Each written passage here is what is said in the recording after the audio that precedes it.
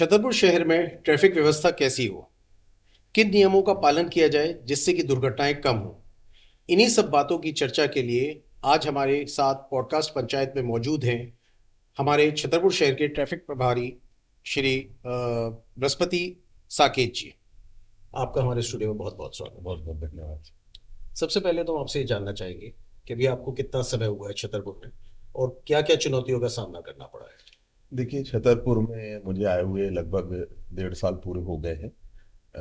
फरवरी 2024 में मैं यहाँ आया था और छतरपुर शहर में जब मैंने ज्वाइन किया था तब चूंकि मेरी एक आदत रही है, जहाँ भी मेरी पोस्टिंग होती है वहाँ मैं ज्वाइन करने से पहले 2-4 दिन पहले उस शहर की वस्तु स्थिति को जानने के लिए आके घूम जाता हूँ। और यहाँ भी मैंने ऐसे ही किया था, 1 हफ्ते में शहर में घूमता रहा, शहर की यातायात व्यवस्था देखी। चूंकि शहर का इंफ्रास्ट्रक्चर मैंने देखा, यहाँ पर उतना अच्छा साउंड इंफ्रास्ट्रक्चर नहीं था, तो मुझे लगा कि यहाँ काम करने में थोड़ा सा कठिनाइयाँ आएंगी, चुनौतियाँ तो रहती ही हैं। फिर भी उसका आकलन जब किया तो मुझे लगा कि अगर हम प्रयास करेंगे तो यातायात व्यवस्था में व्यापक सुधार देखने को मिलेंगे। और उसके ज्वाइन करने के बाद मैंने उन पहलुओं पे काम करना शुरू कर दिया था। अभी देखा गया है कि एक जाम बहुत बड़ी समस्या है छतरपुर शहर में, पहले से ट्रैफिक बहुत बढ़ गया है। जी। ई रिक्शा की संख्या भी बहुत बढ़ गई है। जी। और यह भी देखा गया है कि काफी मतलब जिनको लाइसेंस भी नहीं मिले होते या जिनको ट्रैफिक नियमों की जानकारी भी नहीं होती, वो भी शहर में गाड़ियां चला रहे होते हैं, जिससे काफी लोगों की दुर्घटनाएं भी बढ़ती हैं। जी। इसके लिए बचाव के लिए आपने क्या कार्य करे हैं?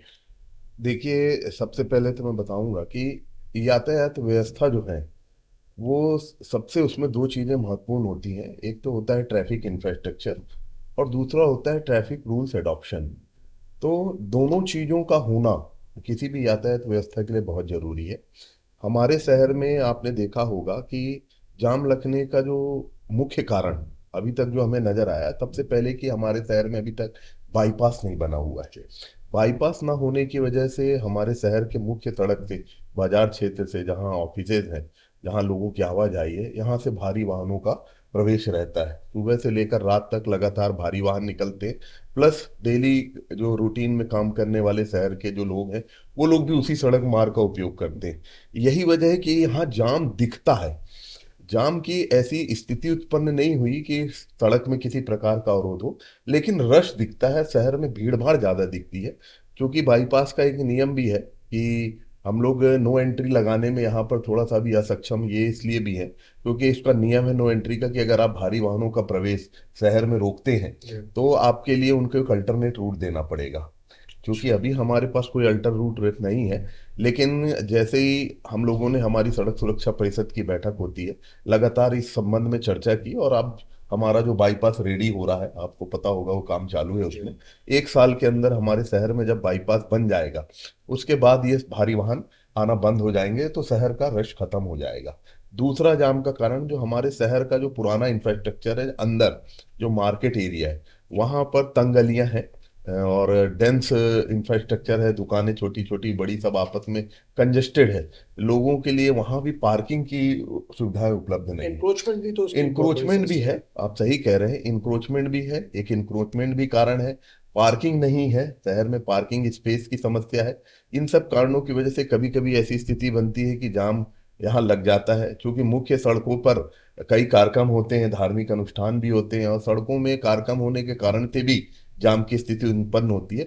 लेकिन हम लोगों ने जब ये शहर का अवलोकन कर लिया, तो आज हमारे पास एक सेटल प्लान है कि अगर शहर में कभी भी किसी प्रकार का कोई अनुष्ठान हो या ऐसे बड़े कार्यक्रम होते हैं तो शहर में जाम की स्थिति उत्पन्न ना हो, उसके लिए हम लोगों ने अल्टरनेट डाइवर्जन प्लान्स बना रखे हैं कि किन किन मार्गों से हम ट्रैफिक को डाइवर्ट करेंगे तो जाम की स्थिति से निजात मिलेगी। जैसे अभी शादियों का सीजन फिर से स्टार्ट हो गया है जी। और अमूमन देखा गया है कि जब भी शादियां सीजन स्टार्ट होते हैं तो जितने मेन रोड पर मैरिज हॉल बने हैं जी। वहां पर एक भयानक बहुत बड़ी स्थिति हो जाती है, भयावह स्थिति हो जाती है जाम जी। की। 3 से 4 4 घंटे लोग उसमें फंसे रहते हैं। जी। तो जब ये चीज मालूम है कि हर साल का या हर सीजन का नियम है, तो इसको देख के पहले से क्यों नहीं तैयारियां की जाती है? देखिए, पिछले साल हम लोगों ने इस चीज को ऑब्जर्व किया कि शादी के दौरान जो है ये समस्या उत्पन्न हो जाती है जाम की, क्योंकि ज्यादातर बड़े बड़े मैरिज हॉल यहाँ मुख्य सड़क के किनारे ही बने हुए हैं। लेकिन उसको हम लोगों ने अवलोकन करने के बाद एक नया पैटर्न अडॉप्ट किया। इस साल जब शादियां होंगी तो आपको ये स्थिति देखने को नहीं मिलेगी, क्योंकि हम लोगों ने पहले से ही जितने मैरिज गार्डन के जो संचालक हैं उन लोगों से चर्चा कर ली है। उन लोगों को एक गाइडलाइन दी है, उन लोगों को निर्देशित किया है कि आप लोग भी अपने मैरिज गार्डन के बाहर वॉलेंटियर्स लगाएं, गार्ड लगाएं, जो गाड़ियों को व्यवस्थित पार्क कराने में हमारा सहयोग करें। इस बार हमारे पुलिस अधीक्षक महोदय ने भी एक बहुत अच्छा प्लान किया है कि शादी के दौरान जिस संबंधित थाना क्षेत्र में शादी है, वहाँ मैरिज हॉल है, वहाँ थाने का बल शाम को 6 बजे से रात्रि 12 बजे तक लगेगा, ताकि लोगों को इस प्रकार की असुविधा ना हो। जैसा कि देखा गया है कि ट्रैफिक नियमों को लेके कई बार हमने देखा कि चेकिंग अभियान चलाया जाता है। जैसे भी आपने नो एंट्री का, बीच में नो एंट्री भी लागू की गई, जी। लेकिन वो रेगुलर बेस पे नहीं रह पाता। हम देखते हैं कुछ दिन या तो कोई हादसा होगा तब चेकिंग शुरू होगी, या जो नियम फॉलो नहीं कर रहे हैं उनके चालान वगैरह भी कुछ समय तक कटेंगे फिर बंद हो जाते। इसकी क्या वजह है? क्या कोई प्रशासनिक दबाव आ जाता है जिसके कारण आप लोग बार बार चेकिंग बंद कर देते हैं? देखिए, इसमें किसी प्रकार का प्रशासनिक दबाव नहीं है, या राजनीतिक दबाव भी कह सकते हैं? किसी प्रकार का राजनीतिक दबाव नहीं है। मुख्य मुद्दा है कि हम लोगों की जो अभी ट्रैफिक पॉलिसी जो इस हमने शहर में अडॉप्ट की है, यहाँ पर ज़्यादा हमारा फोकस है जागरूकता पर, क्योंकि ट्रैफिक का काम सिर्फ चालान काटना नहीं है। ट्रैफिक पूरे मध्य प्रदेश में इतना फोर्स ट्रैफिक जैसी व्यवस्था में लगाया गया है, इस उद्देश्य से नहीं लगाया गया है कि सिर्फ शासन के लिए रेवेन्यू जनरेट हो, चालानी कार्रवाई हो। हम लोगों को, चूंकि आजकल सड़क हादसे जो है एक प्राइमरी मुद्दा बन गया है, आप देख रहे हैं कि सर्वोच्च न्यायालय भी इसकी मॉनिटरिंग कर रहा है कि कितने हादसे हो रहे हैं। इसके लिए हमारा जन जागरूकता में भी फोकस रहता है। हमारा प्राइमरी फोकस है हमारे शहर के लोगों को। जैसे कि मैंने आपको बताया है कि नियम जो है वो सिर्फ इसलिए नहीं बने हैं कि हम लोगों को रोकें, उनका चालान काट के रेवेन्यू जनरेट कर लें। हमारा प्राइमरी मुद्दा रहता है लोगों को यातायात नियमों के प्रति सजग बनाना। और मैं पहले भी लोगों को ये बताते चले आ रहा हूं कि यातायात के नियम जबरदस्ती अगर हम किसी को फॉलो कराने की कोशिश करेंगे तो वो उतना सक्सेसफुल नहीं होगा। हमारा मेन फोकस है कि हम यंग जनरेशन जो है, स्कूली छात्र छात्राएं हैं, जो आगे जाके देश का निर्माण करेंगे, देश के भविष्य में अपना विशेष योगदान देंगे, उन लोगों को ट्रैफिक अवेयरनेस, उनके अंदर ट्रैफिक सेंस डेवलप करना। यही वजह है कि हम ज्यादा फोकस बच्चों को यातायात नियमों के प्रति जागरूक करने में लगाते हैं, इंफ्रास्ट्रक्चर डेवलपमेंट की प्लानिंग में लगा रहे हैं। आपको पता है कि हमारे शहर में पहले 9 ब्लैक स्पॉट थे, जो सड़क हादसे सबसे ज्यादा हो रहे थे और गंभीर सड़क हादसे हो रहे थे। हम लोगों ने संबंधित एजेंसियों के साथ लगातार उन स्थानों का भ्रमण किया, और आज हम इस बात के लिए सफल रहे कि हमारे यहाँ जो 9 ब्लैक स्पॉट थे वो खत्म हो गए।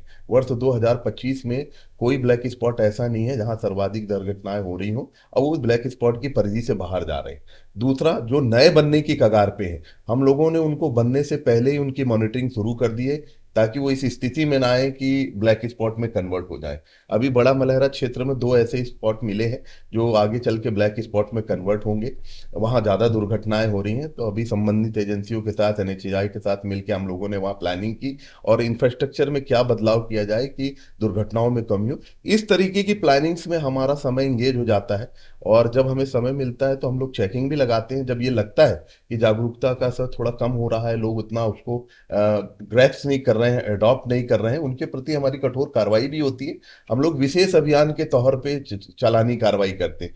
जैसे हम लोगों ने कभी अभियान चला दिया स्कूली वाहनों को लेकर, कभी हेलमेट को लेकर, कभी बसों पर। इस तरीके के विशेष अभियान ले लेके हम कार्रवाई कर रहे हैं। दोनों पहलुओं पे हमारा विशेष फोकस रहता है कि चालानी कार्रवाई भी हो, लोगों को इस तरीके से दंडात्मक रूप से भी समझाने की कोशिश हो, और प्राइमरी फोकस हमारा है कि लोगों को ट्रैफिक सेंस डेवलप कराना हमारा मेन मुद्दा है।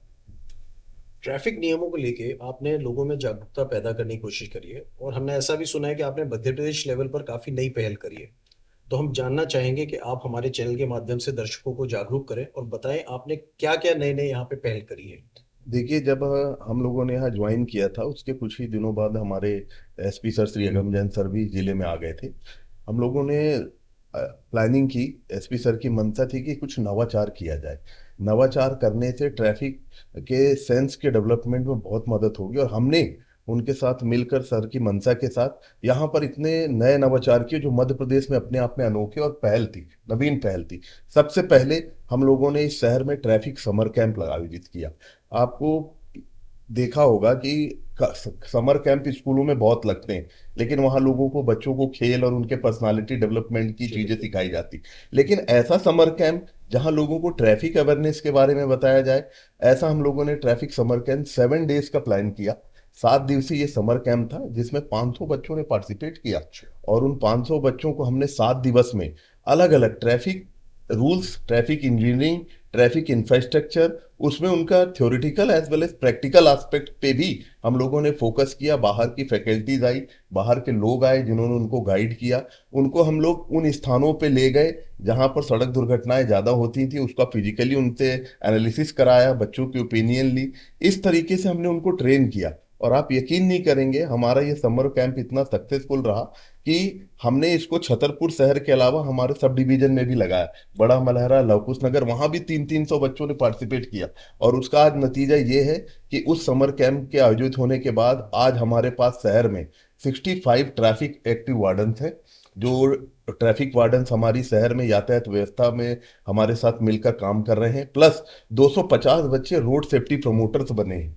ये बच्चे वो काम करते हैं, जब भी हमें कोई जागरूकता अभियान चालू करना होता है ये हमारे पास आते हैं। हम इनको एक थीम देते हैं, उन थीम पे ये अच्छे अच्छे नाटक, अच्छे अच्छे संगीत प्ले तैयार करते हैं और लोगों में जन जागरूकता का काम करते हैं। ये बड़ा अचीवमेंट था। और हमारे इस काम को देखते हुए पुलिस मुख्यालय द्वारा सभी जिलों को ये निर्देशित भी किया गया कि जिस तरीके से छतरपुर में ट्रैफिक समर कैंप आयोजित किया गया है, पूरे मध्य प्रदेश में सभी जिलों में ऐसा समर कैंप आयोजित किया जाए। फिर दूसरी नवीन पहल हमारे शहर की जो सबसे बड़ी, जो मध्य प्रदेश में तो पहली थी ही, लेकिन पूरे भारतवर्ष में एक अपनी अनोखी पहल है, हमारा हेलमेट बैंक। चालानी कार्रवाई के दौरान लोगों के तमाम बहाने हेलमेट को लेकर देखने को मिलते हैं। जब हम उन्हें रोकते हैं, सर हम लोग 2 मिनट के लिए जा रहे हैं तो भूल गए, सर सब्जी लेने तो आए थे, सर घर से अभी 5 मिनट का काम था इसलिए निकले थे, अब क्या हेलमेट पहने। तो इस तरीके के तमाम बहाने लोग बताते हैं। तो हमने ये सोचा कि चूंकि इंडिया में देखा होगा आपने, लोगों की एक टेंडेंसी है कि हमें जब चीजें प्रोवाइड की जाए तब हम उसका यूटिलाइज करेंगे। तो हमें लगा कि जैसे सुपर बाजार है, इस तरीके के कॉन्सेप्ट है, ब्लड बैंक है, तो क्यों ना हम लोग भी एक ऐसा हेलमेट बैंक यहाँ खोलें जिससे लोग जो तमाम बहाने करते हैं हम उनको चालान ना काटें, उनको ये बता दें, अच्छा आप चलिए भूल गए हैं, 2 मिनट के लिए आए थे, कोई बात नहीं, हमने उसकी व्यवस्था कर रखी है, आप जाइए हमारे हेलमेट बैंक में और हेलमेट लीजिए और उसका उपयोग करिए। जब आप अपना ले आए तो उसको वहां जमा कर वहाँ क्या दीजिए। उनको फ्री उपलब्ध होता है कि रीजनेबल रेट पे दिया जाता है? नहीं, वहां पर निःशुल्क है, इसमें कोई हम लोग को कॉस्ट नहीं लेते हैं। इवन अच्छे आईएसआई मार्क के जो हेलमेट है ये हम लोग उनको दे भी देते हैं जिनको परचेज करना होता है, फिर उस राशि से हम लोग नया हेलमेट वहां रख देते हैं। और आज ये हेलमेट बैंक खोले हुए शहर में करीब 1 साल हो गया है, और 1 साल में 30,000 से ज्यादा लोगों ने उसका लाभ लिया और लाभान्वित। कई रेगुलर विजिटर्स हैं, जो स्टेक होल्डर्स होते हैं, जो गांव से आते हैं, सामान बेचने के लिए घर घर जाते हैं, वो लोग इसका खूब उपयोग कर रहे हैं, गांव वाले भी कर रहे हैं। नहीं तो हेलमेट ले जाने के बाद क्या वो उसका उपयोग करते हैं या सिर्फ निःशुल्क ले जाके अपने घर में रख लेते हैं? नहीं नहीं, उसका उपयोग करते हैं, उनकी फीडबैक ली जाती है, उन जी। पे मॉनिटरिंग की जाती है। कई बार हम लोगों ने ये भी देखा कि कहीं ऐसा तो नहीं है कि उसने सामने हेलमेट बैंक से हेलमेट ले लिया है जी। और उसके बाद फिर लटका के जा रहा है, लेकिन 1-2 बार लोगों का हमने पीछा किया तो ये देखा कि हाँ उसका उपयोग कर रहे हैं, तो इसके बड़े सार्थक परिणाम मिले। इसकी वजह से हमने इसकी दूसरी यूनिट अभी 3 महीने पहले हमारे बस स्टैंड में भी खोली है। वहाँ जो पुलिस चौकी बनी है वहां पर भी हमने एक दूसरा यूनिट खोला है और वहां से भी लोग ले रहे हैं। और तीसरी हमारी नवीन पहल, लोगों को, पहले हम लोग क्या होता था, स्कूल जाते थे बच्चों को पढ़ाने के लिए, तो आपको पता है स्कूलों का इंफ्रास्ट्रक्चर अलग अलग रहता है। बिल्कुल। कई चीज़ें बड़े स्कूलों में अवेलेबल होती हैं, कई छोटे स्कूलों में नहीं हो पाती। तो हम लोगों ने ये सोचा कि क्यों ना हमारे शहर में एक ऐसा यातायात प्रशिक्षण शाला बनाया जाए जहाँ पर बच्चों को सब तरीके से, ताकि वहाँ पर हमारे पास प्रोजेक्टर हो, वहाँ पर हमारे पास तमाम संसाधन हो कि हम बच्चों को बहुत अच्छे तरीके से ट्रैफिक अवेयरनेस के बारे में उनको समझा सकें, ट्रैफिक रूल्स के बारे में बता सकें। तो यातायात थाने परिसर में हमने एक पुराना हमारा टीन शेड था जो पहले था, उसको हम लोगों ने कन्वर्ट किया एक मॉडर्न आधुनिकत तरीके से सुसज्जित ट्रैफिक शाला में। और आज वहां पर प्रतिदिन, हर एक दिन छोड़कर, स्कूल के कम से कम 300-400 बच्चे आते हैं और उनका सेशन लेते हैं और उनको ट्रैफिक के लिए बारे में जागरूक कर रहे हैं। फिर हम लोगों ने जब ये सोचा कि अब हमारा प्रशिक्षणशाला बन गया है, तो क्यों ना बच्चों को प्रैक्टिकल एस्पेक्ट के लिए भी ट्रैफिक के लिए एक ऐसा पार्क बनाया जाए। तो हम लोग बहुत जल्दी, उम्मीद है कि 15 दिनों के अंदर हमारे जिले का, संभाग का ये पहला ट्रैफिक पार्क होगा। हम लोग एक पार्क तैयार कर रहे हैं जहां बच्चे प्रशिक्षण लेने के बाद उस पार्क में जब टहलेंगे तो उस पार्क में कई सारी चीजें उनको देखने की मिलेंगी कि रोड में हमें कैसे चलना है, रोड में मार्किंग किस प्रकार की होती है और उस मार्किंग का क्या मतलब है, इस साइनेज का क्या मतलब है, पर्टिकुलर साइन का क्या मतलब है। ये सब चीज वहाँ खेल खेल में यातायात के नियम सीखेंगे। ये हमारा तैयार हो रहा है, उसका काम चालू है और बहुत जल्दी ही पूरी हो। इस तरीके के हमने कई नवीन पहल यहाँ की हैं जिसका लोगों में सार्थक दिख रहा है परिणाम। मैं ये नहीं कहूंगा कि हमने चीजें अचीव कर ली। जी। अचीवमेंट बड़ी चीज होती है, क्योंकि अचीवमेंट तो हम तब मानेंगे इस क्षेत्र में जब हमारे देश में, हमारी जो देश की तीसरी पोजीशन है पूरे पूरे दुनिया में सबसे ज्यादा सड़क हादसों में, जब उसमें कमी आएगी तब हम मानेंगे कि हमने कुछ अचीव किया। लेकिन हम प्रयासरत हैं और हमारे प्रयास में हमें सार्थक परिणाम मिल रहे हैं। पार्किंग के लिए व्यवस्था कब सुनिश्चित होगी? देखिए, सबसे बड़ा जो हमारे शहर में, जो आपने सबसे पहला सवाल मुझसे पूछा था कि जाम, यहाँ पार्किंग स्पेस नहीं है, और उसके लिए भी मास्टर प्लान हम लोगों ने तैयार किया संबंधित जी के साथ बैठकर। उस मास्टर प्लान के तहत हम लोगों ने यहाँ पर कई पार्किंग स्पेस ढूंढे हैं, और नगर पालिका के साथ मिलकर आपने अभी देखा होगा कि हमारे मास्टर प्लान के तहत रोडों का चौड़ीकरण कराया जा रहा है। जैसे आपका कॉलेज तिराहा पहले कितना सकरा जी, था, आज वो बिल्कुल। कितना चौड़ा हो गया। जी। और बिजावर नाका भी आपने देखा होगा कि कितना सकरा था, आज वो चौड़ा है, तो वहां जाम की स्थिति खत्म हो गई। जी। तीसरा, छत्रसाल चौराहा जो हमारा शहर का मुख्य चौराहा है और सबसे खूबसूरत स्थान है, उसके सौंदर्यीकरण के लिए भी वहां चौड़ीकरण होना है। हमारी ट्रैफिक चौकी को हमने शिफ्ट कराया, आपने देखा होगा, इसीलिए शिफ्ट कराया है कि चारों तरफ से वहां पर जो रोड जब चौड़ा हो जाएगा तो जो ट्रैफिक क्लब होता है चारों रोड का, वो फिर बीच चौराहे पे नहीं आया करेगा, अपनी अपनी लेन से निकल जाएगा, तो वहां ट्रैफिक जाम की स्थिति जो नजर आती है वो नजर नहीं आएगी। हमारे इस मास्टर प्लान में रोड इंफ्रास्ट्रक्चर, रोडों का चौड़ीकरण, मार्केट प्लेस में जो लोग जाते हैं, जैसे आपको पतरिया है, बजरिया आपका हो गया, गांधी चौक हो गया, यहाँ लोगों को बहुत समस्या जाती है क्योंकि वाहन पार्किंग के लिए जगह नहीं है। जो वहां पर भी हमने 3-4 पार्किंग चिन्हित की है और एक मल्टी पार्किंग भी चिन्हित की गई है। हमारी विधायक मैडम द्वारा उसका प्लानिंग कर लिया गया है। जैसे ही इंफ्रास्ट्रक्चर का काम चालू होगा तो वो मल्टी पार्किंग बन जाएगी, तो शहर के मार्केट एरिया में जाने वाले वाहनों को स्पेस प्रोवाइड हो जाएगा। तो ये मास्टर प्लान रेडी है, उसमें काम चल रहा है। चूंकि आपको पता है इस काम में थोड़ा सा अवरोध हो जाता है क्योंकि लगभग बहुत सारे कितना लॉ एंड समय ऑर्डर। लगेगा अभी आप मान के चलिए कि अगर इस मास्टर प्लान को सही तरीके से इसमें अमल करके इसमें जल्दी से जल्दी कार्य कराया गया तो 6-7 महीने के अंदर इस शहर में बहुत अच्छा ट्रैफिक इंफ्रास्ट्रक्चर, पार्किंग सब आपको देखने को मिलेगा। ट्रैफिक नियमों में हमने देखा गया है कि जैसे मैंने अपने ब्लैक फिल्म और हुडर वगैरह संबंधित चर्चा की, ऐसी साइलेंसर का एक रिवाज है। लोग मोटरसाइकिल में साइलेंसर चेंज करा के और इतनी तेज आवाज के साइलेंसर के पूरी रोड में दूर तक शोर सुनाई देता है, जो कि ट्रैफिक नियमों के विरुद्ध है। जी। इनके खिलाफ आपने अभी तक क्या कार्रवाई करी? देखिए, साइलेंसर्स को लेकर जो बात है, इस पे हम लोगों ने यहाँ छतरपुर शहर में बहुत ही विशेष अभियान चलाए। और चूंकि ये साइलेंसर ध्वनि प्रदूषण का कारक है, शहर में हमारे कई ऐसे बुजुर्ग लोग रहते हैं जो हृदय की बीमारियों से ग्रसित हैं। ये जो शोर है उनको और ज़्यादा परेशान करता है, और ध्वनि प्रदूषण वैसे भी हमारी सेहत के लिए अच्छी चीज़ नहीं है। और आजकल के युवा जो है नई गाड़ियों में भी मॉडिफाइड साइलेंसर लगा लेते हैं और स्टोक देते हैं। उनका एक स्टंट करना, उनका एक बड़ा अच्छी आवाज़ में गाड़ी चलाना, ऊंची आवाज़ में गाड़ी चलाना एक शौक सा बन गया है। ये छतरपुर में बहुत देखने को मिल रहा था, लेकिन हम लोगों ने इस मॉडिफाइड साइलेंसर पे बहुत बड़े बड़े अभियान किए। और आपको शायद पता होगा कि हम लोगों ने पिछले 3-4 महीनों में साइलेंसर पे जो हमारे लगातार कम से कम 150 से ज़्यादा साइलेंसर हमने जब्त किए और उनको बुलडोजर चला के उनको नष्ट भी कराया। जब्ती कहाँ, दुकानों से आप लोगों ने कहाँ से करी जब्ती? नहीं, जो लोगों ने बाइकों पे साइलेंसर लगा के घूमते उनको पकड़ते हैं, उनका साइलेंसर मौके पर ही खुलवा लिया जाता है, जी। उनका चालान भी किया जाता है, उसमें 2,000 रुपए का चालान है। ऐसे हमने करीब 150 से ज्यादा साइलेंसर जब्त किए, फिर उनका बुलडोजर से नष्टीकरण भी कराया।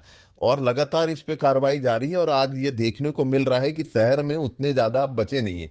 और इवन ऐसे दुकानदार, ऐसे गैरेज वाले जो लोग उन गाड़ियों में मॉडिफाइड साइलेंसर लगाते हैं, उनको भी, दुकानदारों पर जाकर भी हम लोगों ने उनको समझाया कि भाई आपकी दुकान में अगर कोई आता है मॉडिफाइड साइलेंसर लगवाने के लिए तो उनको सख्त मना कर दें कि आप मत लगवाओ, इस पे चालानी कार्रवाई होती है, उसमें कठोर नियम है, और हमें इसमें अच्छे सार्थक परिणाम मिले, कमी देखने को मिल रही है, और ये अभियान लगातार हमारा जारी भी है। एक चलते चलते आखिरी सवाल जो कि बहुत महत्वपूर्ण भी है। जी कई गाड़ियों में ब्लैक फिल्म, जो कि जी सुप्रीम कोर्ट से भी ऑर्डर है कि जी नहीं लगाया जा सकता है, और दूसरा नंबर प्लेट की जगह कहीं प्रतिनिधि, विधायक प्रतिनिधि, सांसद प्रतिनिधि या इस तरह के नाम वगैरह कुछ भी लिखे होते हैं, और तीसरा हुटर। जी इनके खिलाफ आपने अभी तक क्या कार्रवाई की है? देखिए, इन तरीकों की समस्याओं के लिए बहुत बार हम लोगों को, लोगों के द्वारा बताया भी गया कि इसमें हम लोग लगातार कार्रवाइयां करते रहते हैं। कई बार मजिस्ट्रेट कोर्ट भी लगी है, मजिस्ट्रेट कोर्ट में भी ऐसे वोटर, ब्लैक फिल्म आदि वाहनों पर कार्रवाई की गई है। लोगों को कई बार, थोड़ा सा मैं आपको ये भी बताना चाहूंगा कि आजकल की जो नई गाड़ियां आती हैं, लोगों को कई बार समझने में भी दिक्कत हो जाती है कि क्या ये ब्लैक फिल्म है कि नहीं है। आजकल नई गाड़ियां जो आ रही हैं उसमें लाइट शेडेड ग्लास दिया जा रहा है, क्योंकि पहले लोग धूप से बचने के लिए क्या करते थे, या तो ब्लैक फिल्म लगा लेते थे या फिर उस पे कोई ऐसा डार्क पर्दा या डाल लेते थे जिससे वो ब्लैक फिल्म। लेकिन आजकल कंपनी से एक लाइट शेड, तो लोगों को कई बार देख के समझ में ये आता है कि ये ब्लैक फिल्म लगी हुई, एक्चुअली ब्लैक फिल्म नहीं होती, दूर से वो दिखता है बहुत डार्क, लेकिन एक उसका जब हम लोग अवलोकन करते हैं गाड़ियों का, तो उसमें अंदर की पारदर्शिता जो है वो क्लियर रहती है कि मतलब जो बैठा हुआ व्यक्ति है वो हमें दिखना चाहिए। लेकिन जिन गाड़ियों में ब्लैक फिल्म लगी है, हमने तमाम कार्रवाइयां की। आपने देखा होगा कि अवैध वोटर दिन में लगे हैं, जिस इस तरीके की, हमने लोगों को ये भी समझाया कि जैसा आपने कहा कि जो पदाधिकारी अपना नाम लिख हाँ, लेते हैं, नंबर प्लेट की उनको जगह ये भी उसको बताया है कि आप पदाधिकारी की प्लेट लगाइए, लेकिन नंबर प्लेट के साथ उसको मर्ज मत करिए। नंबर प्लेट सेपरेट होना चाहिए और आपकी पदाधिकारी की प्लेट सेपरेट होना चाहिए। लोग के नंबर प्लेट में ही अपना वो लेकिन लिखा हमने ये लेते। देखा कि कुछ दिन कार्रवाई होगी, फिर से अगर वो उस दिन नंबर प्लेट हटा देंगे या मजिस्ट्रेट चेकिंग होगी तब हटा देंगे, फिर वापस से वो लगा लेते। तो एक नहीं, इस पे हमारी लगातार मॉनिटरिंग है। परमानेंट ट्रीटमेंट क्यों नहीं है इस चीज का? परमानेंट ट्रीटमेंट, देखिए मैंने आपको बताया कि यातायात जो है एक ऐसा, एक यातायात नियम जो है वो एक ऐसी चीज है जिसको हम लोगों को जबरदस्ती उसको प्रेशराइज करके उसको मनाने के लिए हम लोग अगर कोशिश करेंगे तो नहीं हो पाएगा। मैं बार बार लोगों को बोलता हूँ, यातायात के नियमों की जगह इसको आप व्यवहार समझिए, एक बेसिक एटिकेट ऑफ लाइफ। ये अगर हम नेचर वाई, हम इसको व्यवहार की तरह अपने आचरण में जब शुमार करने लगेंगे, तब ये जो समस्याएं आ रही हैं कि लोग थोड़ी देर के लिए तो कर लेकिन लेते अभी हैं तक तो ये लेकिन नहीं देखा गया ना मानते। कि जैसे व्यवहार आचरण में आपने जो बात कही, हम्म। लेकिन ये देखा गया कि उन लोग उस बात को नहीं समझते। तो इसके प्रति आप सख्त रवैया क्यों नहीं अपनाते हैं जिससे ये प्रॉब्लम परमानेंट सॉल्व हो सके? देखिए, सख्त रवैया भी अपनाया जा रहा है, बीच बीच में बड़ी बड़ी कार्रवाइयां हमारे द्वारा की गई हैं।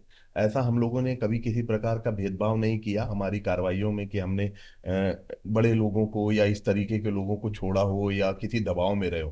कार्रवाई जब होती है तो निष्पक्ष कार्रवाई होती है। लेकिन चूंकि यातायात की बात है, यातायात नियमों को मानने की बात है, इसके लिए मैं इसको फोकस करता हूं कि इस पे बहुत ज्यादा, आपने क्या देखा कि हेलमेट का पहले चालान, हेलमेट का चालान कितना था स्टार्टिंग में, ये 50 रुपए से शुरू हुआ था 50। और आज 300 रुपए पे आ गया, आगे 1000 रुपए भी होगा। अगर हम सख्ती करते चलेंगे तो इसका वो बढ़ाया जाएगा। लेकिन एक मैं आपसे बात कहना चाहता हूं कि हम लोग इस चीज को भी देखते हैं कि अगर हम लोगों ने दिन भर में 1000 लोगों के चालान फाड़ दिए, और उस 1000 हेलमेट के चालान में अगर 10 आदमी भी हेलमेट पहनने के प्रेरित नहीं हुआ, तो हमारी उस 1000 चालानी कार्रवाई का कोई और मतलब नहीं रहा, कोई या इसको मतलब नहीं ये रहा। भी कह सकते हैं, जैसे जैसे चालान के रेट बढ़े हैं, हाँ, वैसे हम ये भी सोच सकते हैं कि जो पुलिस अधिकारी वहां पे रहते हैं, ट्रैफिक पुलिस, उनकी शायद जेबें ज्यादा गर्म होती हैं उससे। नहीं देखिए, जेब गर्म होने वाला यहाँ सवाल नहीं है। देखिए, ट्रैफिक एक ऐसा मुद्दा है कि जब भी आदमी रोड में गया, यातायात वाले ने किसी व्यक्ति को रोका, तो वो पहले बात सुनते ही उसकी प्री एक साइकोलॉजी की डेवलप हो गई कि हमें लूटने के लिए ही खड़ा हुआ है। ये धारणा लोगों में अब हमें बदलने की जरूरत है। हमें लोगों को ये बताना है कि यातायात जो पुलिस है वो आपकी सुरक्षा के लिए है, आपको सजग बनाने के लिए, इसलिए नहीं है कि आपको लूटने के लिए। लेकिन एक माइंडसेट सोसाइटी का डेवलप हो जाता है। अब ये डेवलप कैसे हुआ, या तो लोगों की बातें सुन सुनकर ये कर चीजें करके। देखिए, वेदना को समझने के लिए संवेदना होना बहुत जरूरी है, ये आप बात मानते हैं। हमारी वेदना है कि हमें लोग ऐसे ट्रीट करते हैं कि हमने किसी को रोड में रोक लिया तो इसीलिए रोक लिया कि हमें उससे कुछ ऐसी डिमांड करना है, ये करना है। ये हमारी संवेदना को नहीं समझ रहे हैं कि हमें उनका रोकने का जो प्राइमरी मुद्दा है वो है सिर्फ और सिर्फ उसकी सुरक्षा। ये तो ऐसा माइंडसेट डेवलप हो गया है कि लोग इस तरीके की एक बातें mindset करते हैं। ये भी- लेकिन जी, जब लोगों के साथ घट जाता है ये जैसे दुर्घटनाएं जब लोगों के साथ घट जाती हैं, उसके बाद उन्हें एहसास होता है कि यार हमें जब रोका गया था, टोका गया था, उसके पीछे ये मंशा थी। ठीक है, समाज में अलग अलग तरीके की बातें नहीं होती हैं। बृहस्पति, इस पे थोड़ा सा मैं आपसे इसलिए बात कर रहा हूँ क्योंकि ये देखा गया है, माइंडसेट ये हो गया लोगों का कि यदि 1,000 का चालान है, क्योंकि वो इसीलिए उस चीज को फॉलो नहीं कर रहे हैं कि 1,000 का चालान है तो हम 200 रुपए देके छूट जाएंगे। ये जो माइंडसेट है ये शायद कहीं ना कहीं नियम को फॉलो करने से रोकता है। ये माइंडसेट जनता की गलती है। देखिए, आप ये बताइए कि ट्रैफिक में एक कड़ी नहीं है। अगर किसी व्यक्ति से वो सही तरीके से जा रहा है या उसमें कमी है, अगर उसने अपनी कमी की भरपाई के लिए, उस व्यक्ति को पता है कि 1,000 का हेलमेट आता है, लेकिन उस व्यक्ति ने बार बार पकड़ने के बावजूद 200 रुपए देकर अपने आप को बचा लिया, वो 1,000 रुपए का हेलमेट कभी ले नहीं पाया। लगातार वो सड़क पे चल रहा है, लगातार इसी बात के लिए उसको प्लेजर आ रहा है कि अरे यार मैं तो 100 रुपए दे के बच गया। लेकिन 100 रुपए देकर उसने अपने जीवन के कितने हजारों रुपए खर्च कर दिए बिल्कुल। और उसने 1,000 रुपए का हेलमेट नहीं ले पाया। तो यहाँ पर प्राइमरी गलती तो उस व्यक्ति की है। अगर वो 1,000 रुपए का हेलमेट ले लिया होता तो 10 सालों से लगातार रोड पे चल रहा है और ये 50 रुपए, 10 रुपए, 20 रुपए देकर बचने की कोशिश जो है, यही तो उन लोगों को बिगाड़ रही है। लोगों को ये समझने की जरूरत है कि हम सामने वाले को फेवर कर रहे हैं, उसको एक बढ़ावा दे रहे हैं। समाज में करप्शन का बढ़ावा सिर्फ ट्रैफिक में नहीं है, करप्शन हर जगह इसीलिए बढ़ा है कि सामने वाले व्यक्ति ने उसको फेवर किया, उसको बढ़ावा दिया। कोई व्यक्ति आज की दुनिया में किसी से जबरदस्ती कोई पैसे ले सकता है क्या? नहीं, बिल्कुल नहीं ले सकता। अगर आप पूरी तरीके से नियम का पालन कर रहे हैं, किसी की मजाल है कोई रोड में व्यक्ति खड़ा है आपको दबाव डाल दे, यही मैंने और कहा, अगर mindset हो किसी गया। ने अगर किसी व्यक्ति ने किसी व्यक्ति को अननेसेसरी परेशान करने की कोशिश की, क्या उसने ये बात किसी पदाधिकारी को बताई? जब ये बात अधिकारियों के पास आती है कि हमें अननेसेसरी हरास किया गया, हमें अननेसेसरी परेशान किया गया, तो हम कठोर अनुशासनात्मक कार्रवाई करते हैं संबंधित व्यक्ति के लिए। आपने कई ऐसे उदाहरण देखे होंगे जिसमें ट्रैफिक पुलिस के द्वारा अगर किसी व्यक्ति को अनर्गत परेशान किया गया हो तो सस्पेंड भी हुए हैं, लाइन अटैच भी हुए हैं। तो इसको ये लोगों को भी सोचना पड़ेगा कि हम ये स्थिति को इजाद क्यों करें, हम इस स्थिति को आने नहीं दें, इस मौका बनने नहीं ना दें कि भाई सामने वाला हमें परेशान कर रहा है। बृहस्पति जी, आप हमारे स्टूडियो में आए और लोगों को ट्रैफिक नियमों से संबंधित जानकारी दी, आपका बहुत बहुत धन्यवाद। Thank you so much.